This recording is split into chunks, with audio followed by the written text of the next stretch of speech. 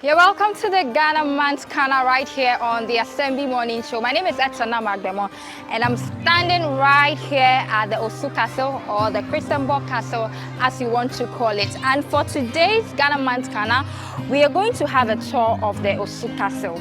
I mean, when we talk as Ghanaians, we have a roots. Where's our roots? Ghana Man's, we always say, let's go back to our roots and all of that. And so today, we want to go back to where our forefathers were kept, sold into slavery, until Dr. Kwame Nkrumah decided that, you know what, we need our freedom as Ghanaians, and that finally happened for us. So we're going to go with a tour guide.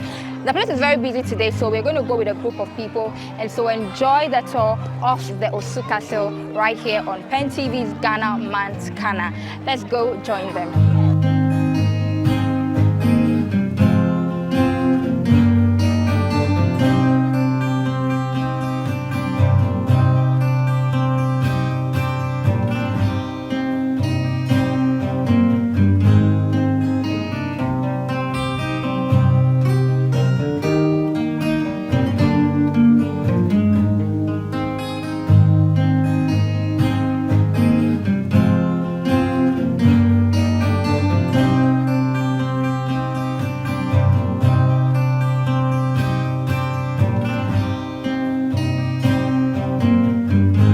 My name is Abdurrahman Al-Hassan.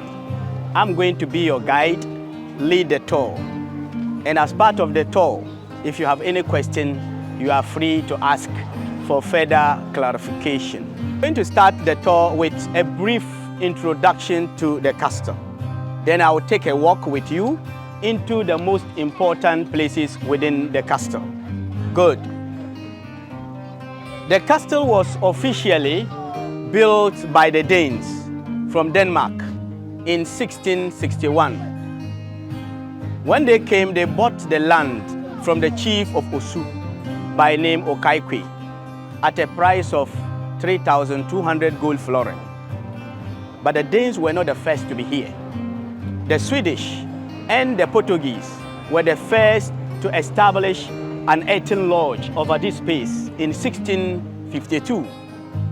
When they came, established the eating lodge, imported items such as gunpowder, mirror, tobacco smoking pipe, and clothing. These items were imported, stored in that eating lodge, where they traded these items for gold and ivory with our forefathers. Danes came, bought the land officially from the chief. They had to replace the eating lodge, built by the Swedish and Portuguese with stone, lime, and timber, constructed a fort. With time, the fort was enlarged and converted into a castle named after the King of Denmark, King Christiansborg. Hence the name Christiansborg Castle. And because the castle is situated on the land of Osu, some also call it Osu Castle. This castle was officially built for three main reasons. Number one, to serve as a residence for the Danes. Number two, to serve as a marketplace for the transatlantic slave trade. And number three, to serve as a storage facility. That's why we have the dungeons where the slaves were kept. Good. So slaves from other parts of West Africa were brought here for trade. And as they had to trek on their foot from far to this place, before they could arrive here, some of them, they were injured. They had wounds on them. And as soon as they arrived at the marketplace, the first thing were to strip all the slaves naked and inspect every part of their body, from hair to toe. And during the inspection, those with injuries, their prices were less. The healthy ones, without the injuries, their prices was much higher. It also took into consideration the determining prices of the male slaves and the female slaves. With the male slaves, how tall, broad chest, muzzled, determined the higher the price. With the females, it took into consideration their breasts, their buttocks, their teeth, and the facial expression. In effect, the more beautiful a female slave was, the higher the price. Once the prices were sorted out, they had to pass a process we call branding. Branding was a process where a metal, they will light fire and then put a metal in it. And then when the metal becomes red, they take it off from the fire and they use it to brand the slaves, to tag them. Because we had slave merchant, we have slave agent, and then we also have slave raiders. All these people were having a unique symbol of identity for their slaves. Once the branding was done and the ship had not arrived at the shore, they were being led into a place we call a dungeon. The last reason for building the castle, the storage facility, and that is the dungeon. So once the slaves were being led into the dungeon, they were being kept there maximum 6 months until the ship arrived at the shore. And then they were being communicated to, and they were being taken through the last exit we call the door of no return. Before we get into the dungeon,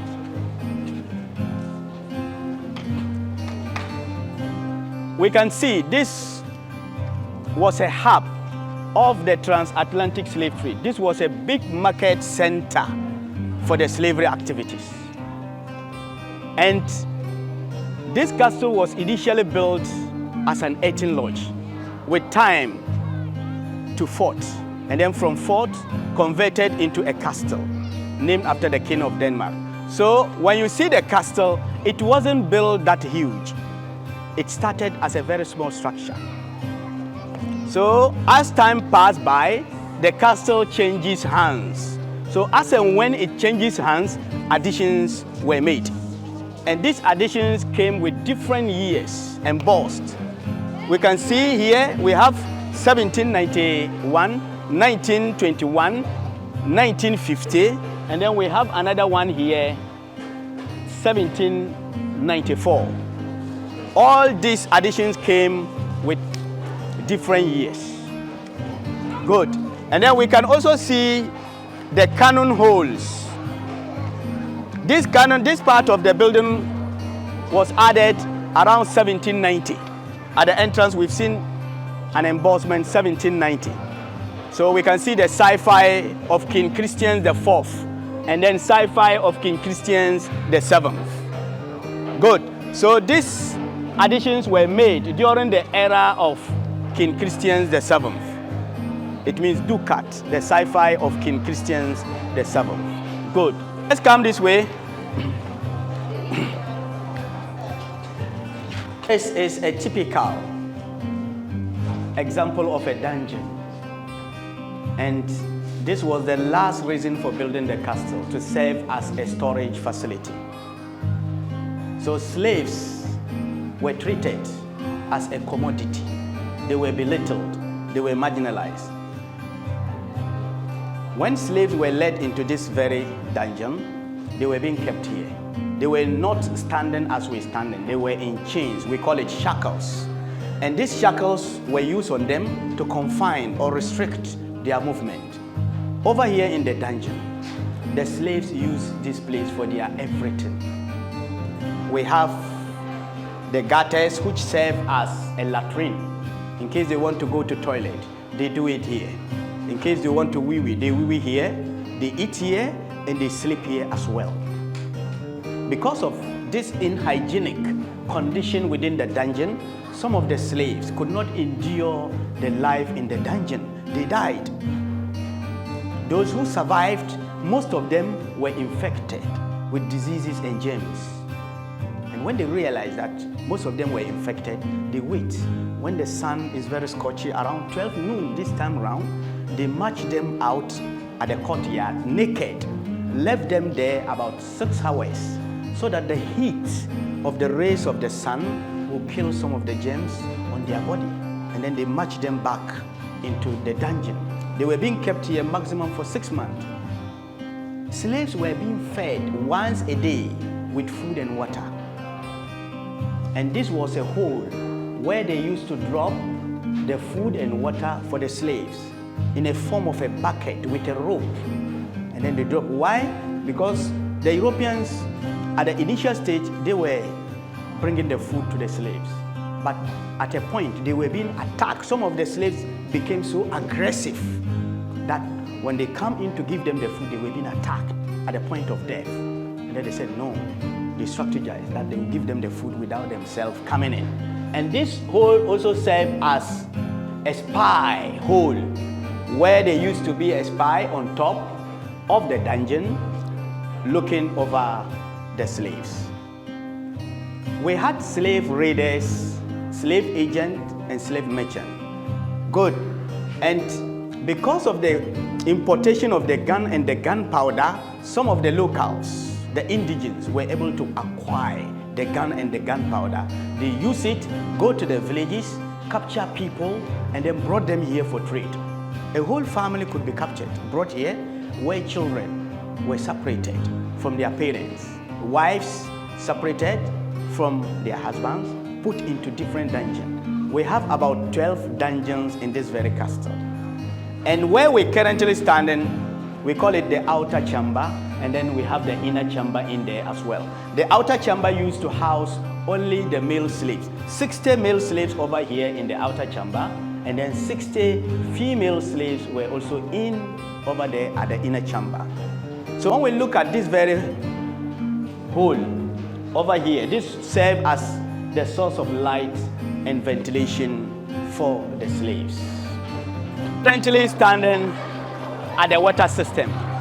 We call it a water system. And this water system was built by Carl Gustav Engman. Engman was a medical doctor, a surgeon brought from Denmark to come and take care of the sick people within the castle. And when he came, during his tenure, when he came with time, he became the governor of the castle. And during his tenure as a governor, there was an issue of water crisis within the castle. There was an issue of water crisis within the castle. So Engman used some of the slaves, the captives. They dug out this well around 1752 to 1763. Those days, the Danish used to communicate in the Danish language and the Dutch. So these writings were written both in Danish and then in Dutch as well. So the issue of water crisis within the castle was solved by Carl Gustav Engman. Then Engman went ahead and married a Ghanaian. They had many children. So as part of Osu Enclave, there are so many names with Engman as part of their names. And because he married a Ghanaian, they had many children. And this castle is one of the most historic sites of Ghana. Why? Because it combines slavery and governance. All the other forts and castles only had to do with slavery. So since the inception of this castle, we have had many historic visits by international dignitaries, such as King George, Queen Elizabeth II, Barack Obama, Bill Clinton, Prince Charles, now King Charles. They all visited the castle. When such high-ranking diplomats are to come, we have the place painted red, which serves as a red carpet. They walk on it right at the entrance through the inner part of the stairs into the castle to see the governor or the president. Good.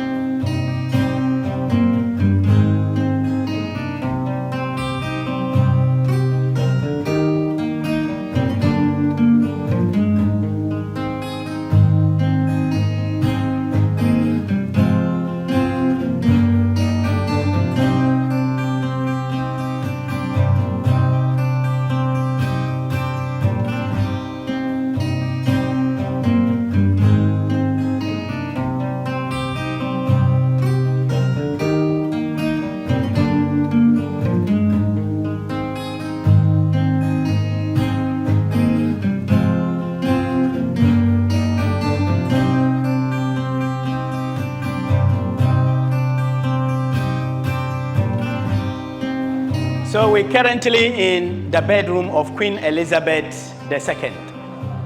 Good.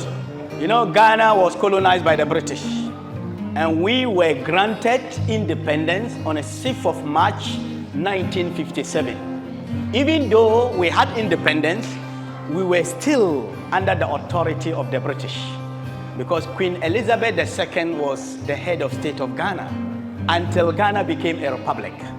1st July 1960, Ghana became a republic. So Queen Elizabeth II was the guest of honor. She couldn't come in 1960, she rather came in 1961. And when she came, she symbolically took Ghana and handed it over to the first president, Dr. Kwame Nkrumah, which meant that Ghana was no more dependent on the British as our colonial masters. We became a sovereign state. And when she visited Ghana, this was where she slept for 14 days. Queen Elizabeth slept here. And then also in 1977, the then Prince Charles, now King Charles, also visited Ghana when Achimota School celebrated their 50th anniversary, Golden Jubilee. He was the guest of honor. When he also visited Ghana, this was where he also slept for 3 days. So according to the history of this castle, these are the only two personalities who have used the bed. No one else have used it. Queen Elizabeth II and then King Charles. Good. This is a brief. So now we go into the chapel. So I show. Oh, yeah. Right. So please, let's continue the tour. In 1679, they sold the castle to the Portuguese. The Portuguese then built this very chapel on top of a dungeon. This was where they used to worship God. And then the Basel missionaries first arrived in this country. This was why they came, 1828. Four missionaries from Switzerland came to propagate the word of God to the people of the Gold Coast. And when they came, this was where they came, and then this was where they began their church, the Basel missionaries, which today is known as the Presbyterian Church. Good. And then this Portuguese occupied the castle for 4 years, 1679 to 1683.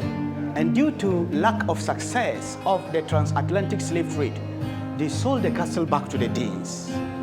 And when the Danes repossessed the castle, they had to use the chapel built by the Portuguese as a school to educate the offspring of Danish officers born to Ghanaian mothers. They have cars and the mulattoes. This was where they schooled.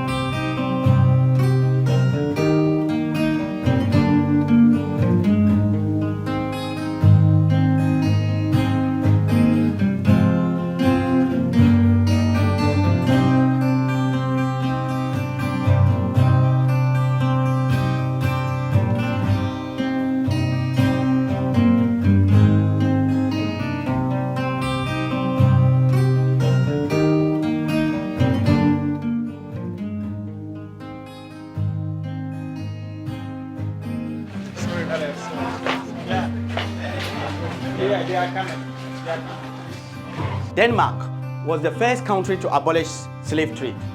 The Danish Edict of 1792 officially marks the end of the transportation of slaves to the Caribbean, even though it was not enforced until 1803. Then UK also abolished the transportation of the slave trade in 1807. America did same in 1865. Even though the Danes abolished the slavery, some of their slave merchants and agents realized that slavery as a business was booming, that they could not stop it. One of them was Christian Henry Richter. He built a house at Osu and then built this tunnel, linked the tunnel to that house, where slavery continued but illegal. Slaves were lured into that house awaiting the arrival of the ship at the door of no return. Once the ship arrived, and then they were being led from that house secretly through this tunnel to the door of no return, board the ship to the Caribbean and other part of the world. But around 1862, Accra experienced an earthquake, and this very tunnel was riven in pieces. Preserve it, rebuilt, preserve it for the world to come and learn about the history of this very castle. So we've just passed through the door of no return, and as slaves, as they pass it through the door of no return, their dignity, their identity, and their personality were taken away from them. They will never ever have an opportunity to return back to their motherland. Good. And as they pass through it, there used to be smaller boats and canoes. So the slaves were put, the main ship will arrive, be within the waters about 200 meters away from the shore. Slaves were led onto the smaller boats and canoes, ferried onto the main ship, transported to the Caribbean. So it is estimated that about 126,000 slaves were transported mainly from this very castle to the Caribbean. When 126,000 slaves. That was when there was an influx of sugarcane plantation in the Caribbean. Mostly three main islands, the island of St. Croix, St. Thomas, and St. John's Island. These islands were owned by Denmark until 1917 when they sold it to America, which today is known as the United States Virgin Island. Good. So in the Middle Passage, a lot of things happened. Once they realized that as a slave you have become so weak, you could not make the journey, they had to dump you life in the sea.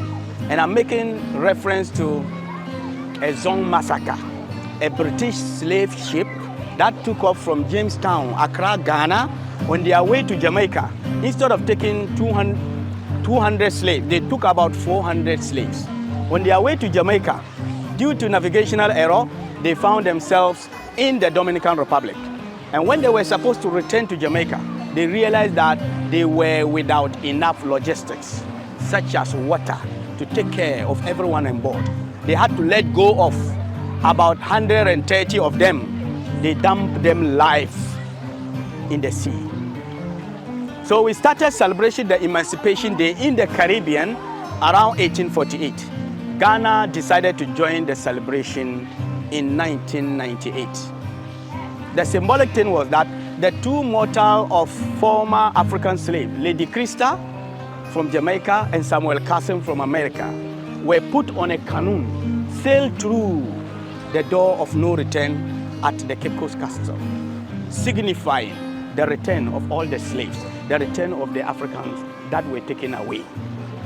And when we look at the colonial rule, we come to realize that all the African countries were once colonized, except two, Liberia and Ethiopia. Thank you so much for coming. This is where we finally come to the end of the tour. Good, good, good, good.